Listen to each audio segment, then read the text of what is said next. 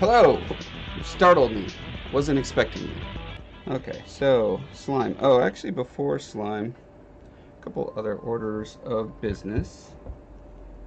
Some of these, I wonder if Sharpie will do the trick.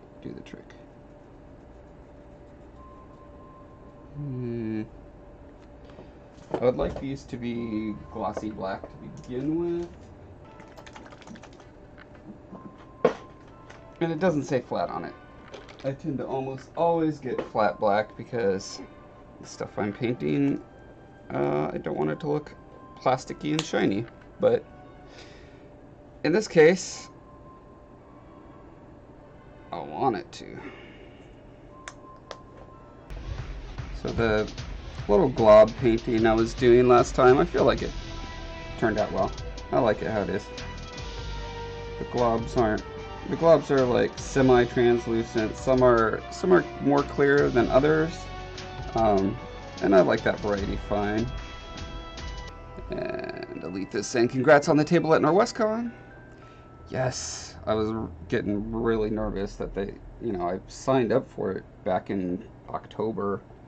I was really nervous I wasn't going to get it, and all my brilliant marketing strategies were going to be for naught. Uh-oh. Speakers just die. Kinzo70. Hello. Stevie, how's it going? Caprica. Yes, slime indeed. Let's look at these. A friend of mine at work got a large 3D printer. You know, it's still one of the ARM ones. It's not the cool resin one, but it's massive. It's like, well, not massive. It's like 16 inches by 16 inches. So this is one of the horns of the Demon Hunter Peace album, and you could see the lines on it pretty well. I sprayed it pretty heavily with primer. Here's like a chunk from the corner. You can definitely see those lines. I'm trying to figure out if it's worth, because I would love to get one that's like the size of this piece, right? Printouts of my album covers. But the amount of post-production that's going to be required to make them look great, I'm not sure about yet. So we'll see. Because the other option is to do them on my high-res printer, but I would need to do, like, I don't know, 25 prints and stitch them all together. I don't know which is worse. Okay. No problem. One thing I'm unhappy about is that there's a lot of dust built up in here, and if I'm going to be putting slime over it, it's going to catch the dust in there. So I'm going to try to do a little feather dusting real quick. So for some of these strands of ichor, what I did was, more or less, so you can see like this one here, I actually took some transparent thread and like glued one end there, and then just draped or painted on the epoxy, but that, not super happy. I like beat it up.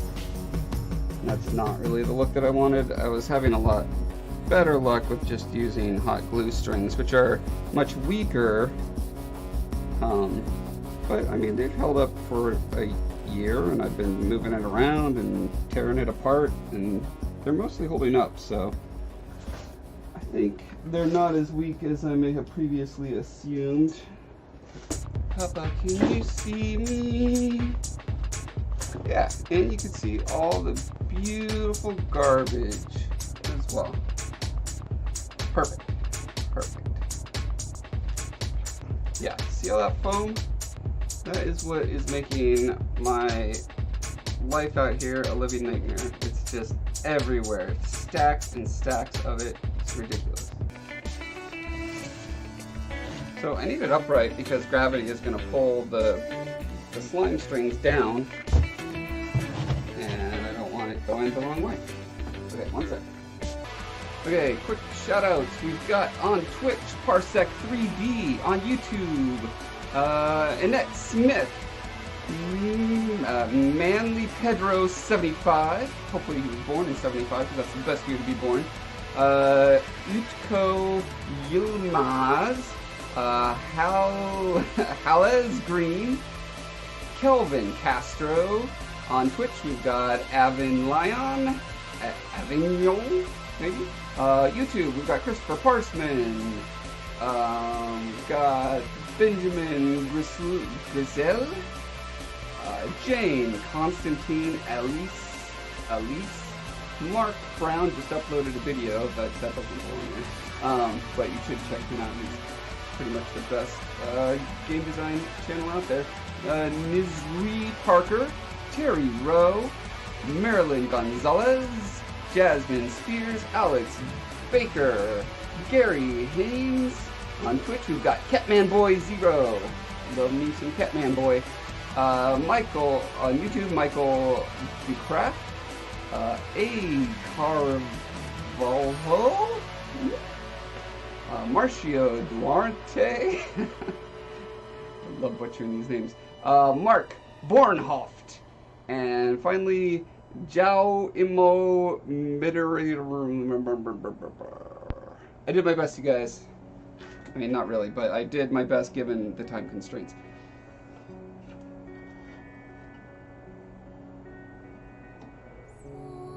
You're gonna try to get into movies and TV work in the not too distant future. You know what, Bjorn? I believe you can do it.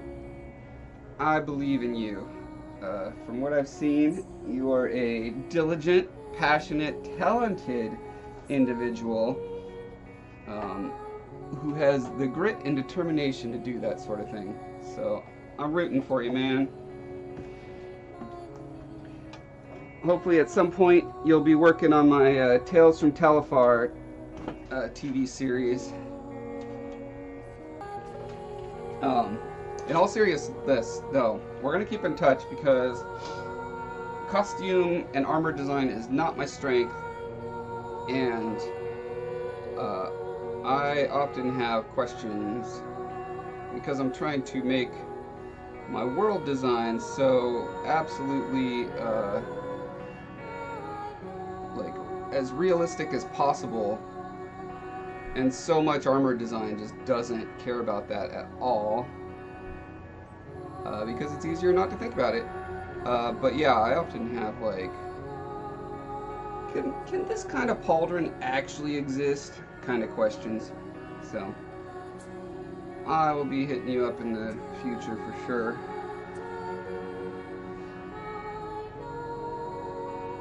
Okay, so I'm trying to remember now the best way to do this stuff. I think you start at the bottom, then you kind of draw your bead out a little bit till it starts to cool, and then drag it to where it needs to go, pin it down.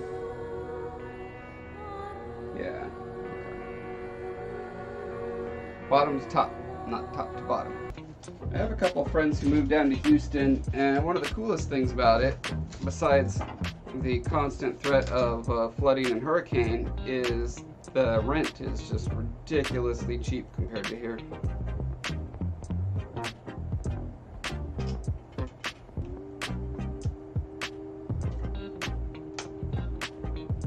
Pull it off, and we got a nice little drop there.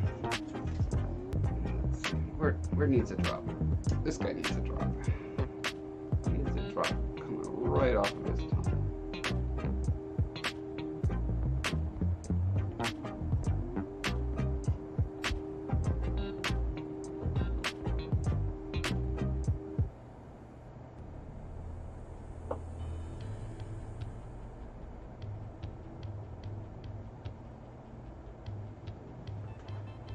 Now he's all drippy slobbery.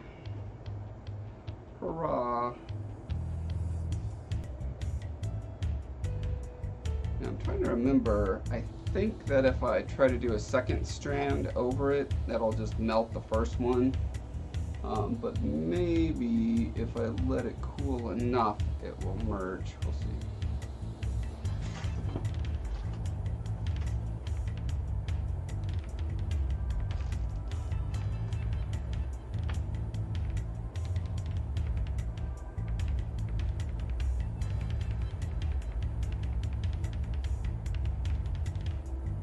Oh, yeah, it's just wrecking the first one there. You end up with both of them wrecked. Way to go.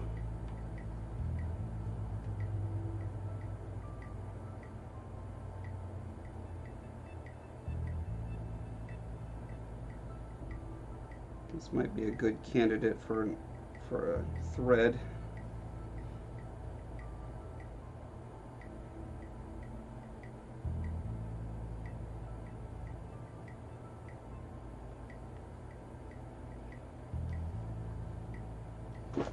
He says, Josh, in your opinion, what percentage of being good at art is talent and what percent is skill practice? 50-50? I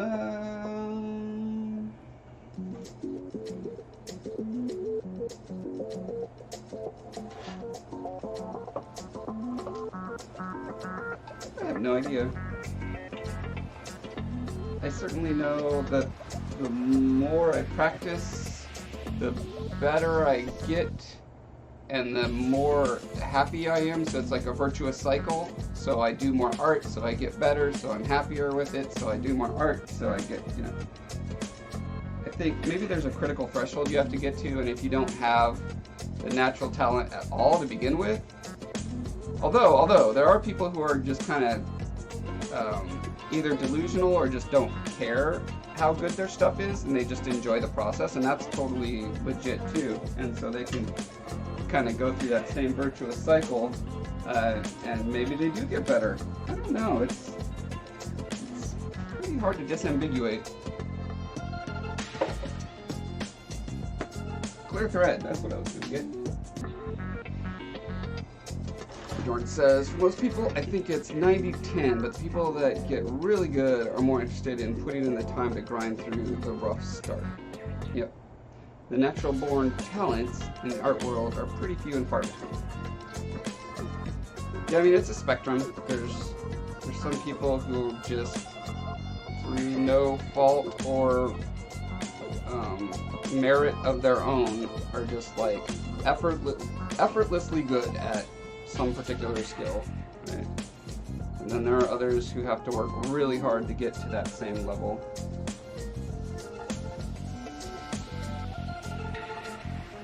And that's just part of life being unfair.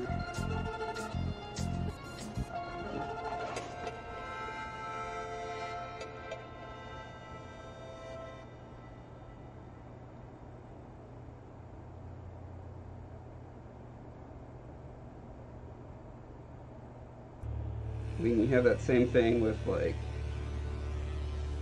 attractiveness, you know. There's people who can eat pretty much whatever they want and they look great, and then there's people like me where if I eat one cookie I gain 5 pounds, and so my life is pretty much like, if I want to not bloat into a whale, I have to be in a state of constant deprivation, which is annoying.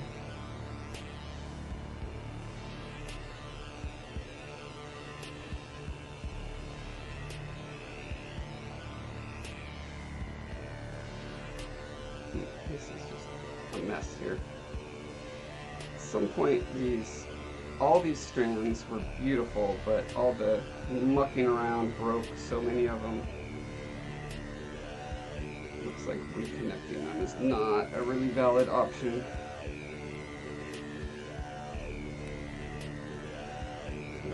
It's better to just tear them off and redo. Uh-oh, I went from top to bottom. Let's see if this one works.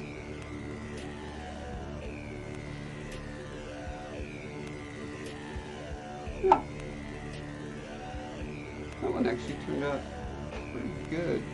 A bit thicker than the others. Like, The thicker it is, the better. So you can just see it a lot better from different angles and stuff.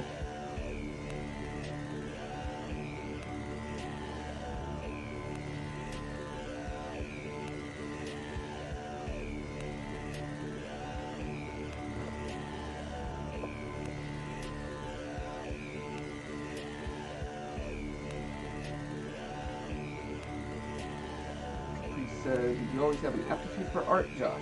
MDL, do you feel like answering? I always had an interest in it.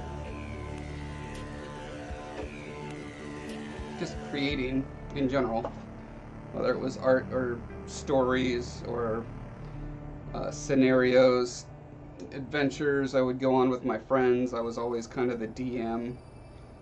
Like, before I knew what Dungeons and Dragons was, I was convincing my little friends that I had an actual treasure map because I had, used that tea stain trick to make paper look old, and would hide rocks spray painted gold down in the old dried up riverbed where we lived in San Antonio. And then when I moved to Alaska as a teenager, I was trying to make action movies. I was always convincing my friends to do that, which you can see the results of that on my YouTube channel. I believe there is a playlist called, there's a playlist called of the best stuff that we did in high school called the Pool Sharks trilogy. So if you want to see the very best of Josh Foreman as a teenager, check that out.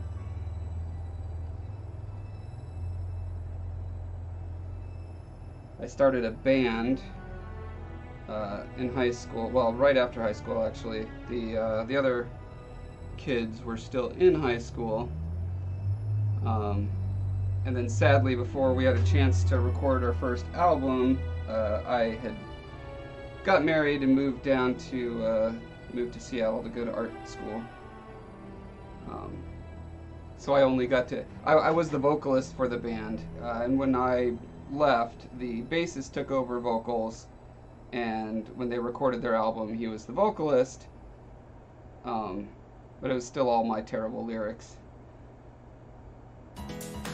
In fact, I've just been, last night I was in the process of gathering some of that material so I could post the album on my channel.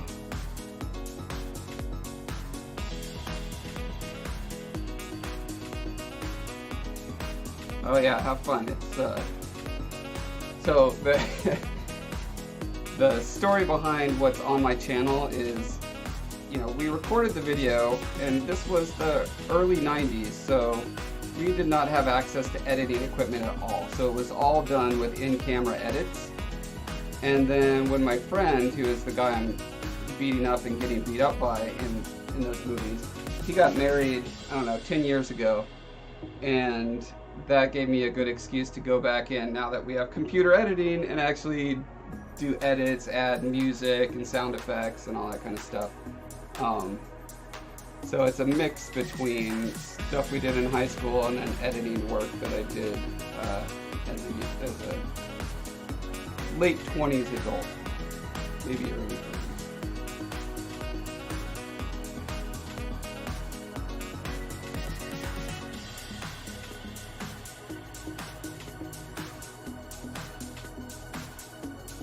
Bjorn says, Legos, Lincoln Logs, Connects. Yeah, I loved all those things. Were always a thing, as were fantasy, adventures, medieval history. I always had an aptitude for creation. I don't know if I call it art, though. In college, I picked up a bunch of random skills, one of which was chainmail, which I eventually abandoned and found leathercraft. Leathercraft is my addiction of choice and will be for a very long time, I hope.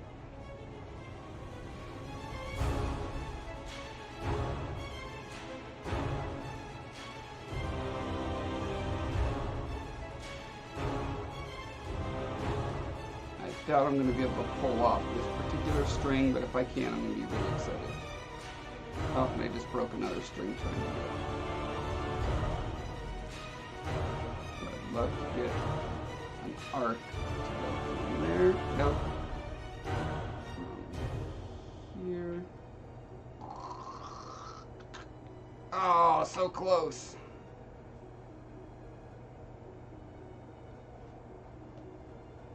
Try it from this side.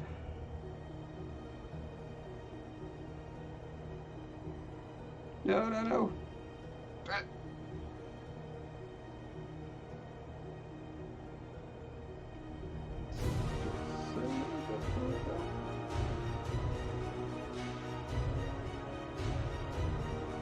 Kinda, it has a weird angle to it.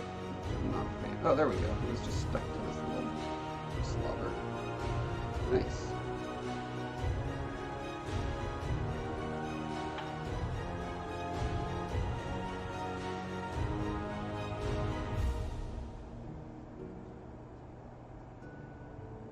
Getting to make fantasy armors and other awesome things is fantastic. I get to be 10-year-old me's hero.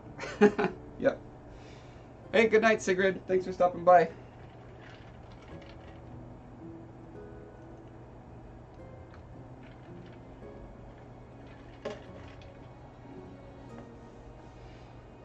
Yeah, I gotta have Final Countdown in there. Makes it extra epic.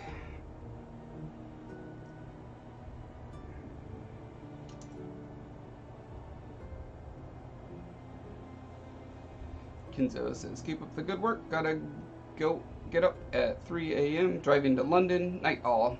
Good night, Kinzo. Thanks for stopping by. Have fun in London. Or have business in London.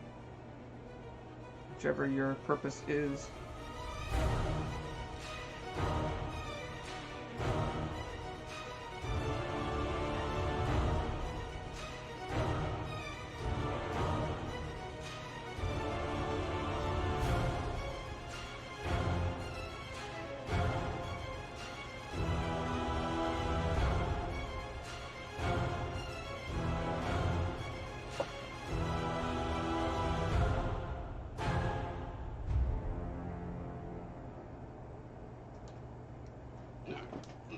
Here. Oh god, I love it when my camera arm just works. Like I just move it and it stays there. It's so fun. You guys, so fun. Let's see, how easy is this guy to turn? Easy enough.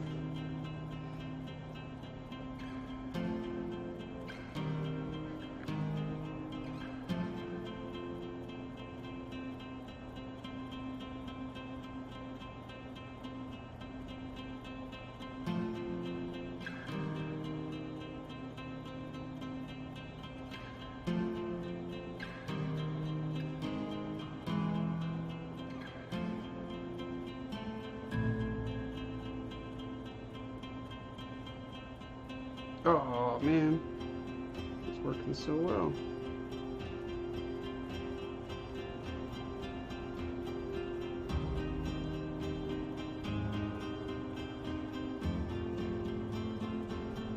Won't those threads break if someone sneezes on them? No, I've been shocked at how resilient the threads are.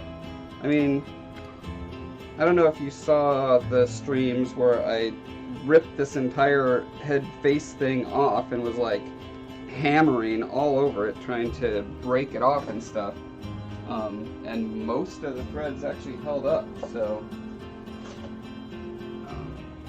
yeah, I was shocked by that. That was my first thought, and that's why I did so many of the threads with that transparent thread, but yeah, the hot glue seems to hold up just fine. Obviously, if this was a wearable thing, or you know, something that would be manhandled a lot, it'd be a different story, but something that just hangs on a wall, gets moved around maybe once a year to go to an art show or something, it's fine. Just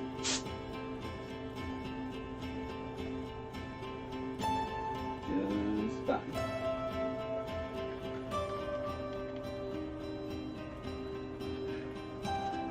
Let's look at a close-up here of this guy. So, see it's nice and flexible, and I'm putting a decent amount of pressure on it. It's not breaking, so.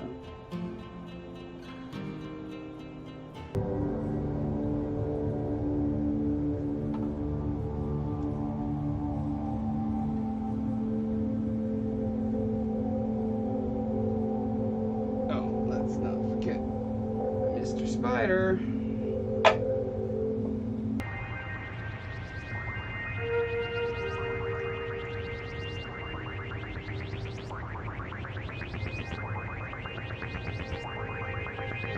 Not so itsy bitsy spider.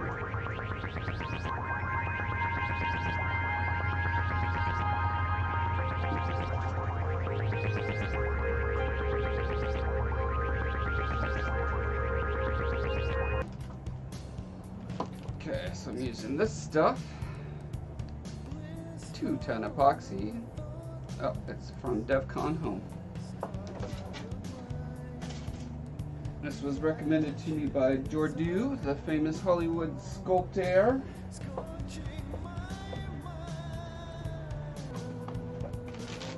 Whenever I open this stuff, I always seal it up in a bag afterwards, so that A, I can have it upside down so it's always ready to go. Otherwise, sometimes you're sitting there for 5 minutes trying to get it out, especially when it's cold outside. And then also, it just makes it less likely to harden up inside the bottle on you. Just gives you a longer shelf life. So I cannot count on this hardening up in order to stop the dripping. Good to know. Like if you're using a 5-minute epoxy, especially near the end of, you know, that 5 minutes, you can do a lot of, you know, you can just let it kind of drip and then it'll stop itself as it sets.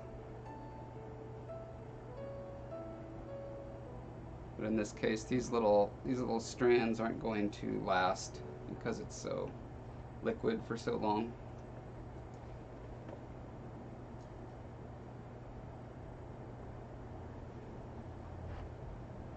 But mostly, I just want to get these guys all slimed up.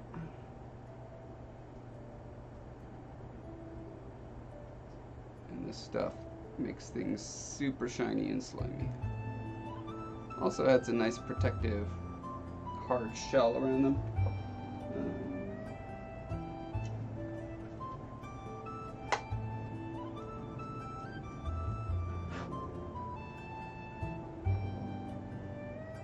Can't remember if I ever had any luck using a brush, but I'm going to give it a shot.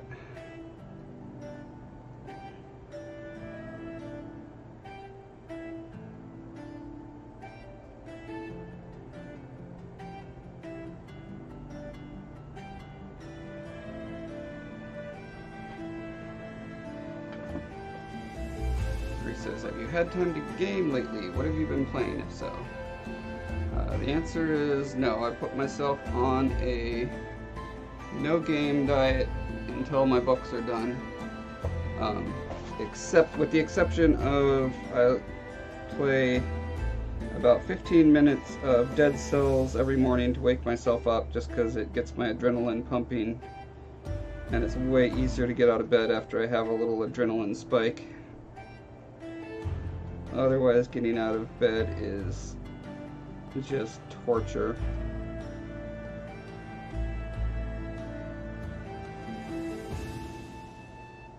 So yeah, there's a whole bunch of games I want to be playing that I'm just not. I want to try Red Dead, I want to try God of War, I want to try Spider-Man, I want to try pretty much all the big award-winning AAA games that have come out recently. Yes, I've been making good progress on the book.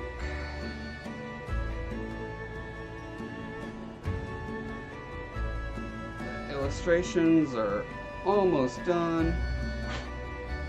The beta reader feedback has been giving us great improvements on multiple fronts.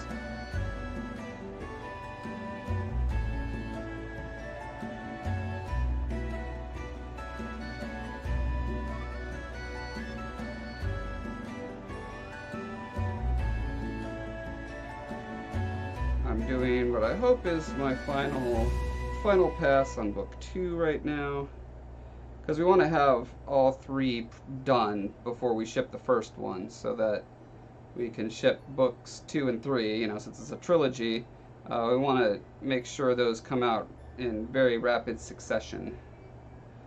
When you're an indie author, you do not want people waiting forever for your next book, because then they just forget about you.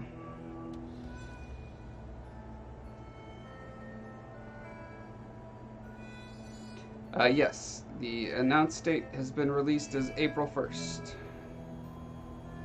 I haven't been super public about it because that date is pretty much there as a, like, internal thing, like, okay, we're definitely going to have it done now at this point, so that if some horrible thing pops up, you know, it's missing a page, or, you know, all the images are in backwards, or whatever weird technical shenanigans happen, we have time to sort those out before NorwestCon, which is the end of April.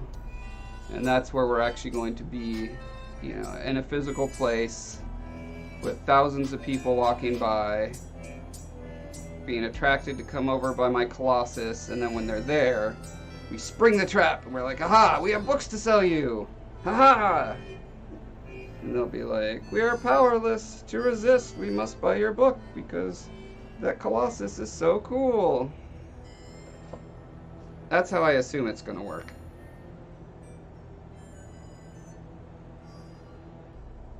I don't know, I've never sold books before, so we'll see how accurate that is. But if there's one thing I've learned from my years of experience doing new things, it's that the first time you do a thing, you do it perfectly, and there's never any unexpected difficulties that arise. That's what I've learned. I'm just kidding. It's the opposite. It's the opposite, you guys. I'm sorry I misled you. It's not true.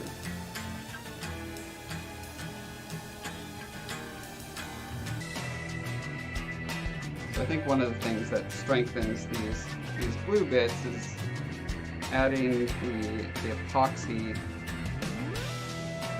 at the joins, because it goes in and solidifies the base really well.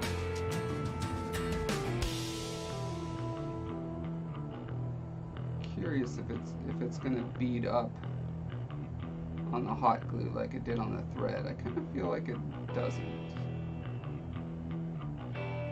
We'll see.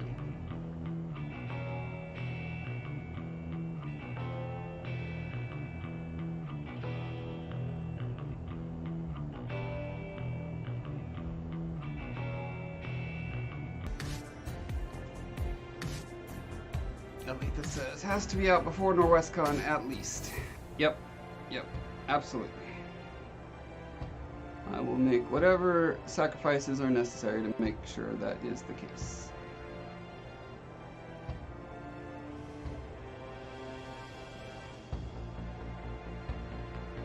Including human sacrifices. To appease whatever gods. Are there book-selling gods? Are they bloodthirsty? I assume if there's indie publishing gods, they are definitely bloodthirsty. And capricious. No offense, Caprice.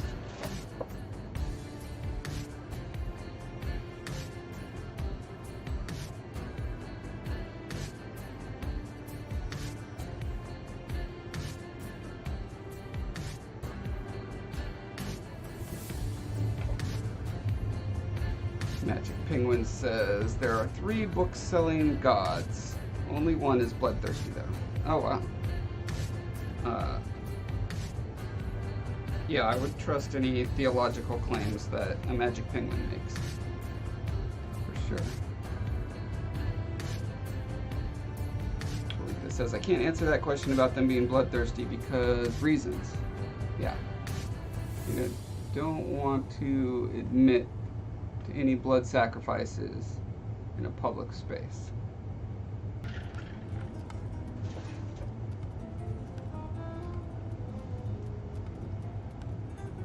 Check out my beard, yo.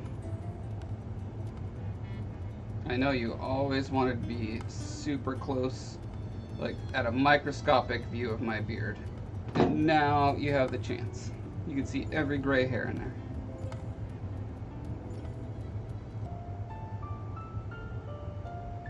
Mixing inside these sody pop caps is not exactly the best thing to do because there's all those little nooks and crannies that the stuff can get caught in, and so you're not going to get a perfect 50-50 mix. But man, buying little mixing cups just seems so wasteful. As far as like, there's so much plastic waste already. Why would I add to that when I could reuse something that I've already used?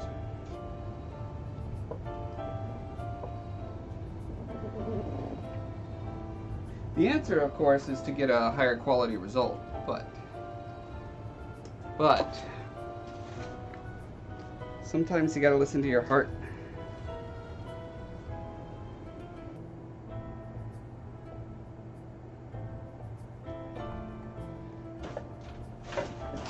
Ah!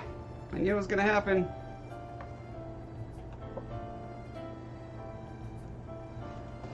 But it doesn't look like anything was destroyed.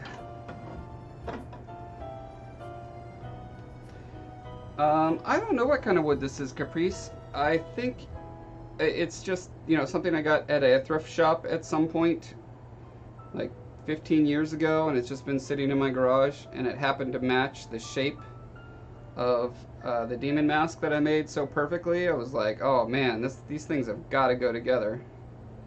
So it was originally a clock, a really busted, dirty, crappy clock. Capri says, at the risk of sounding like a noob and an idiot, are you making this for a specific project? Do you make these things to sell or just for your own enjoyment? This was a project that came about for convoluted reasons. I had made a sculpture and cast it. That's what the face thing is underneath there. I made a couple casts of it and thought it'd be fun to just do a different treatment for each one. So I've got one that's all kind of rusty and it's on an old barrel lid, surrounded by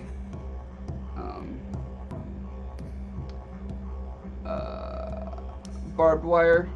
And then this one, obviously it was going for like a weird possessed wood. I don't know. It is what it is. And then the other one was just a cast of the thing, which I gave to the band, and that is what sparked Ryan to be like, okay, you can do album covers for me now. So the two that I kept, I just have for fun because it's, yeah, I'm just making it for fun. And used it for a video, a tutorial on a variety of art techniques.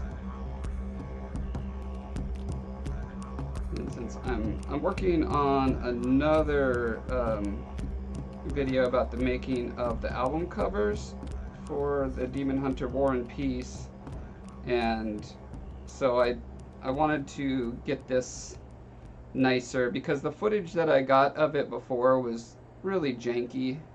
Like, I was trying to do this thing where I was moving the camera around it, but the device that I built is just really wobbly. It just looked really unprofessional, and the lights in the top of the horn had burnt out, so I decided to replace the whole like underside apparatus.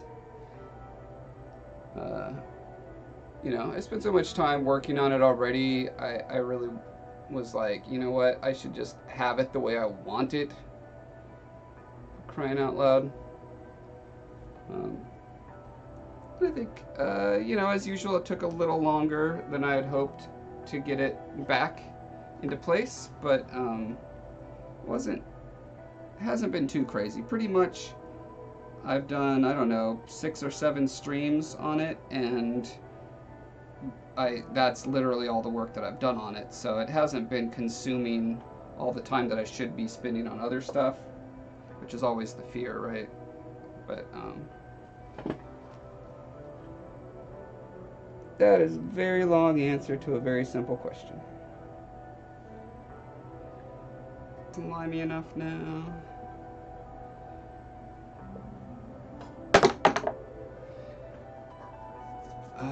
Okay, so the last thing then is to spray it with a clear coat. I don't think I'll do that on stream because it's literally just spraying it with a clear coat. And I want to wait for the epoxy to set before I do that, just in case there's some weird chemical reaction that comes about. So I think I'll call it for today. Thanks, Caprice. Yeah, I'm happy with them. I'm super excited I got to do that project. Obviously, one of my favorite bands. So, yay, yay. I'll have a video about it probably on the 1st, if all goes according to plan. And I think that's it. Hey, Damon. As usual, Damon gets here just as I'm finishing. Yeah. You missed me adding slime. Lots and lots of slime. Let's see it. Let's see it in its natural habitat, shall we?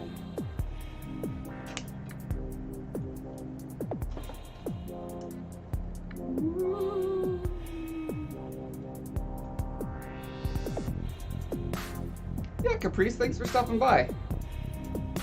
As you know, I adore you and all your work and the way you think and what you talk about, so you are always welcome here. Hey, Van Morta. You've been here quiet in the darkness, always watching. Oh my. That's something. Okay, check out my website, breathoflifedev.com. I think it's all working now. It's got all of my latest Demon Hunter stuff on it. It shouldn't have any issues where it's like, warning, this is a dangerous site. Those should have all been cleared up. And let me know if you guys run into any problems like that, because when the book comes out, I really don't want people going to my website and finding it broken or whatever. Hey, thanks, Damon, for cheering. Why did... Oh, it's a charity cheer. Okay. Direct relief. Okay, cool. So you donated to charity through my stream. I support that.